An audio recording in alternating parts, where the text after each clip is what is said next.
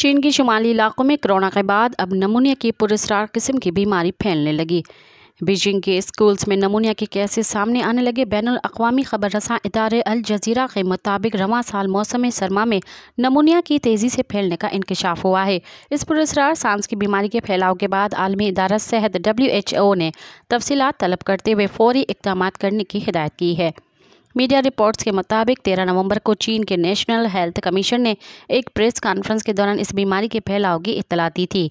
19 नवंबर को online medical community programme for monitoring emerging diseases ने भी कई बच्चों में इस किस्म के इत्तला दी गई, जिसकी डॉक्टर्स शनाख्त नहीं कर सके। मज़ीद ख़बरनि ऐं तफ़सीलात लाइ विज़िट कयो असांजी वेबसाइट www.awamiNewsHD.com ऐं ॾिसंदा रहो अवामी न्यूज़ HD।